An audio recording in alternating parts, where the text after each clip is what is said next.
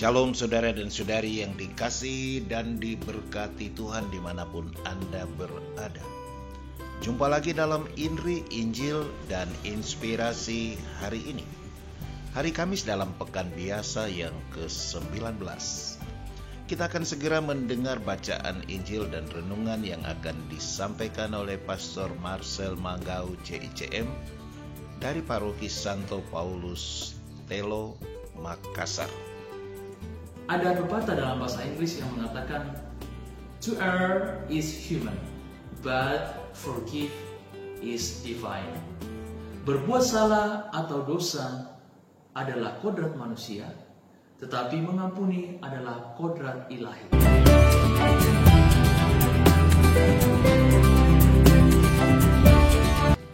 Saudara-saudari, mari kita awali dengan tanda kemenangan Kristus Tuhan kita dalam nama Bapa dan Putra dan Roh Kudus. Amin.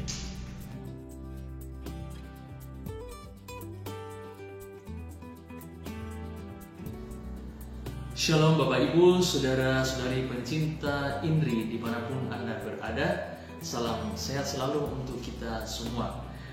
Renungan hari ini akan diambil dari Injil Matius bab 18 ayat 21 sampai dengan bab 19 ayat 1.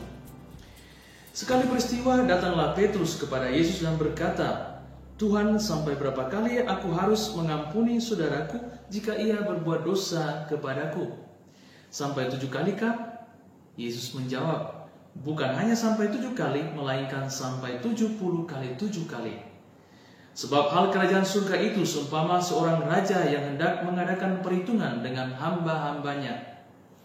Setelah ia mulai mengadakan perhitungan, dihadapkanlah kepadanya seorang yang berutang 10.000 talenta. Tetapi karena orang itu tidak mampu melunasi utangnya, lalu raja memerintahkan supaya ia beserta anak istri dan segala miliknya dijual untuk membayar utangnya. Maka bersujudlah hamba itu dan menyembah dia, katanya, 'Sabarlah dahulu, segala utangku akan kulunasi.' Tergeraklah hati raja oleh belas kasihan akan hamba itu, sehingga hamba itu dibebaskannya dan utangnya pun dihapusnya. Tetapi ketika hamba itu keluar, ia bertemu dengan seorang hamba lain yang berutang 100 dinar kepadanya. Kawan itu segera dia tangkap dan dicekik, katanya, 'Bayarlah utangmu.' Maka sujudlah kawan itu dan minta kepadanya, 'Sabarlah dahulu, utangku itu akan kulunasi.' Tetapi ia menolak dan menyerahkan kawannya ke dalam penjara sampai semua utangnya ia lunasi.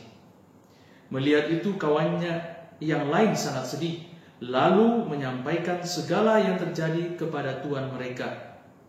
Kemudian raja memerintahkan memanggil orang itu dan berkata kepadanya, 'Hai hamba jahat, seluruh utangmu telah kuhapuskan oleh karena engkau memohonnya. Bukankah engkau pun harus mengasihani kawanmu seperti aku telah mengasihani engkau?' Maka marahlah tuannya dan menyerahkan dia kepada algojo sampai ia melunasi seluruh utangnya. Demikian pula Bapakku di surga akan berbuat terhadapmu jika kalian tidak mengampuni saudaramu dengan segenap hatimu."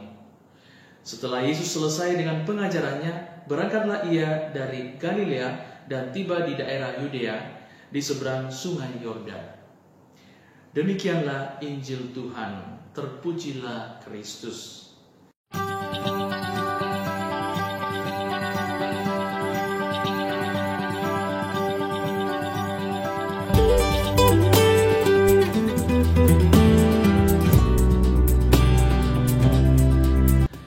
Bapak Ibu, Saudara-saudari pencinta INRI dimanapun Anda berada. Kira-kira 18 tahun yang lalu, ketika tiba untuk pertama kalinya sebagai seorang misionaris muda di kota Kinshasa, ibu kota negara Republik Demokratik Kongo Afrika, dalam rangka menjalani tahun orientasi pastoral, saya tinggal selama seminggu di guest house Tarekat CICM di kota itu, sebelum menjalani orientasi misi selama 3 bulan di sebuah sekolah teologi kongregasi OMI saat itu. Saya tinggal bersama dengan 3 orang pastor CICM di guest house itu. Tetapi yang sering saya jumpai hanya 2 orang, yaitu pastor rektor dan pastor ekonom.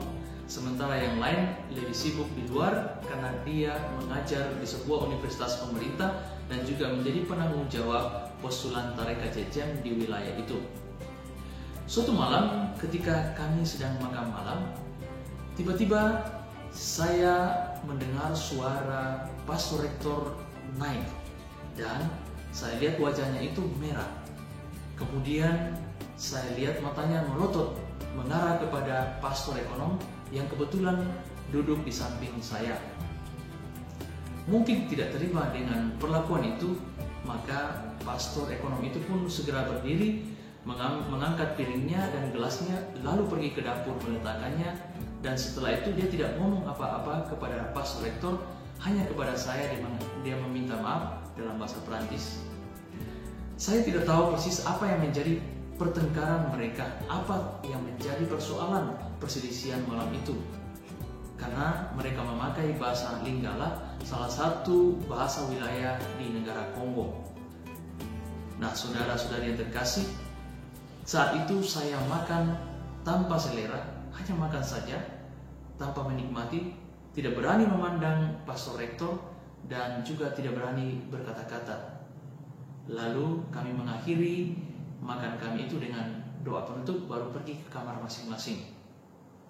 Esok paginya saya duluan ke ruang makan, dan ketika sementara sarapan, saya mendengar kedua pastor itu masuk ke ruang makan sambil tertawa dan bersenda gurau. Saya menjadi bingung apa sebenarnya yang terjadi.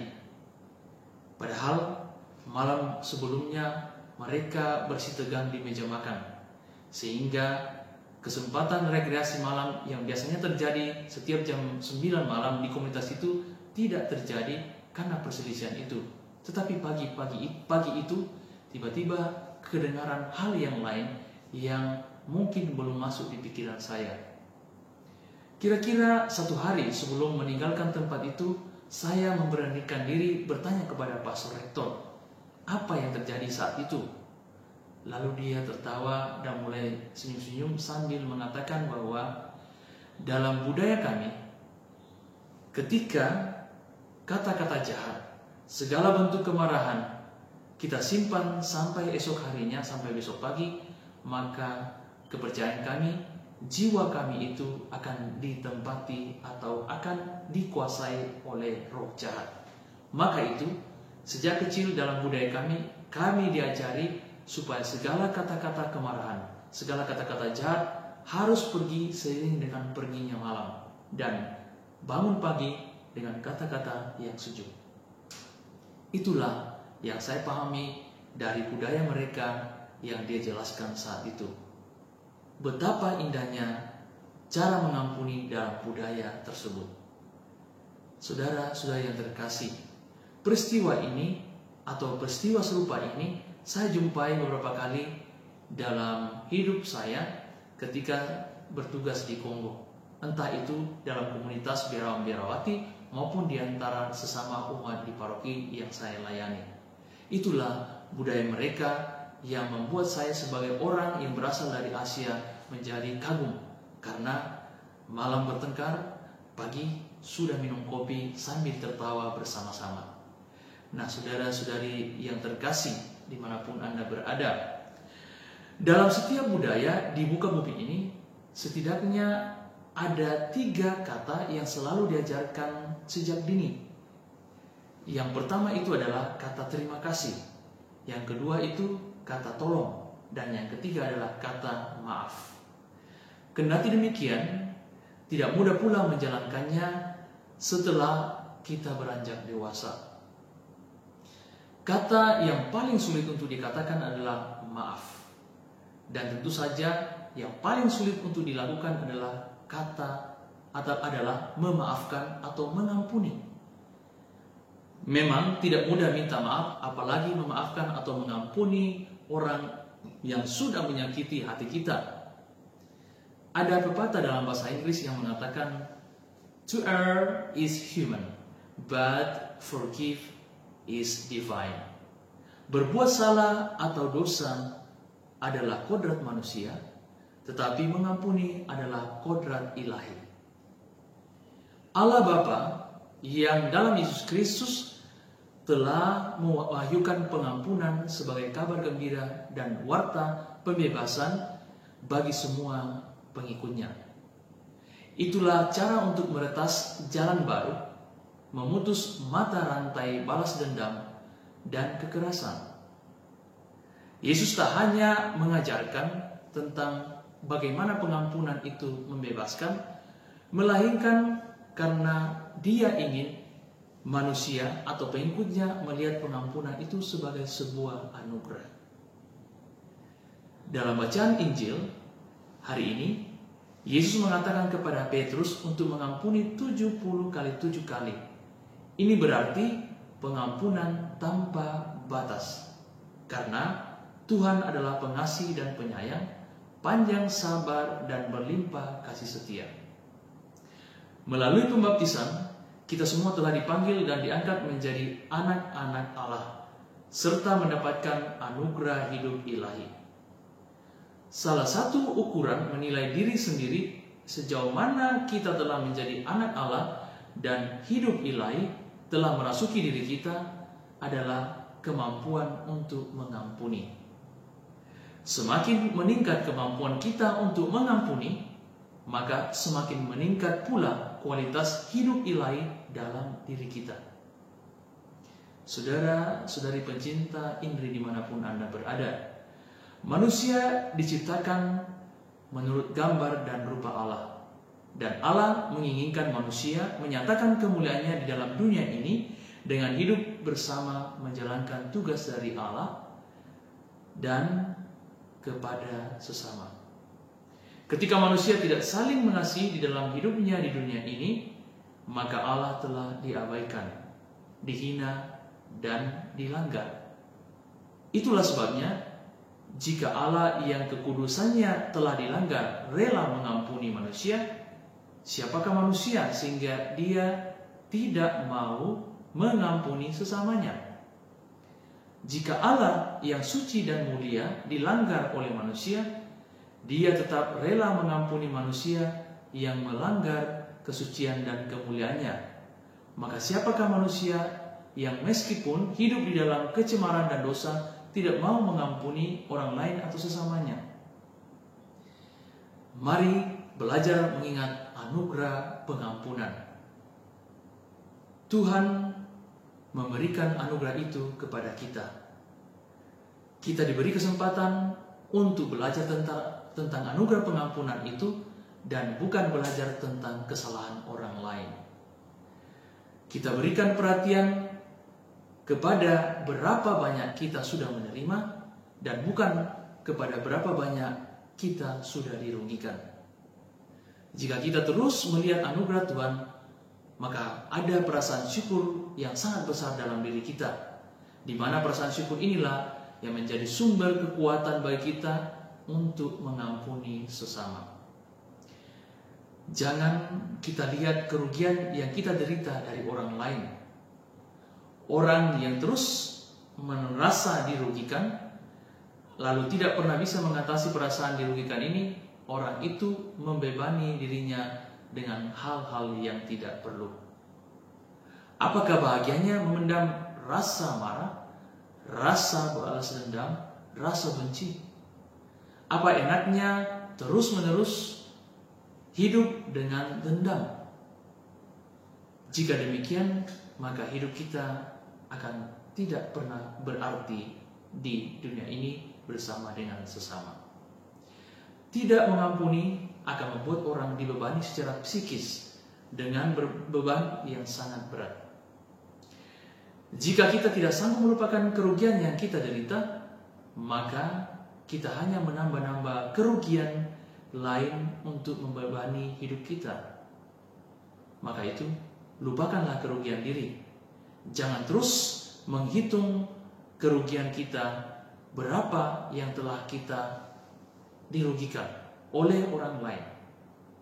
Sebaliknya, marilah kita menghitung bagaimana anugerah Tuhan itu melimpah atas diri kita, terutama anugerah pengampunan.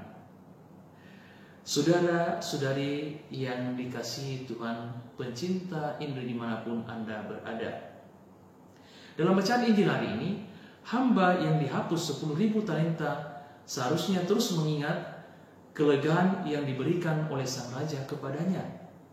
Dia terbebas dari beban utang yang tidak mungkin dia bisa lepaskan seandainya sang raja tidak berbelas kasihan kepadanya.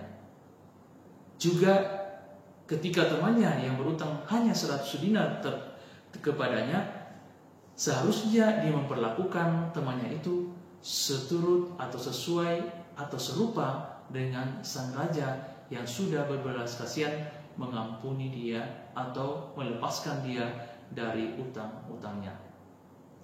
Maka itu saudara-saudari terkasih, marilah kita belajar mengampuni agar kita menjadi wujud kodrat ilahi yang akan membawa kita kepada keselamatan. Mari mengingat anugerah pengampunan dari Tuhan selalu dan bukan mengingat kerugian yang sudah disebabkan orang lain terhadap diri kita. Sebab kita ini adalah gambar dan rupa Allah. Mari kita wujudkan kodrat ilahi pengampunan itu dalam diri kita sehingga kita menjadi gambar dan rupa Allah yang sejati. Semoga Tuhan membantu kita sampai ke sana. Tuhan memberkati kita semua. Amin.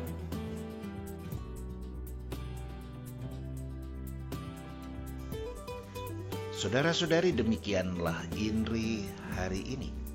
Atas nama kita semua saya ucapkan terima kasih banyak kepada Pastor Marcelinus Magau CICM. Semoga Pastor tetap sehat, penuh sukacita, dan semangat di dalam tugas dan pelayanan, selalu menjadi berkat bagi setiap umat yang mengalami kehadiran dan karya Pastor. Silakan saudara dan saudari meneruskan renungan Inri ini kepada segenap anggota keluarga, kepada teman dan sahabat di dalam komunitas dan kerukunan, sehingga semakin banyak orang boleh terinspirasi oleh sabda Tuhan. Salam sehat, selamat beraktivitas. Tuhan Yesus memberkati kita. Dalam nama Bapa dan Putra dan Roh Kudus. Amin.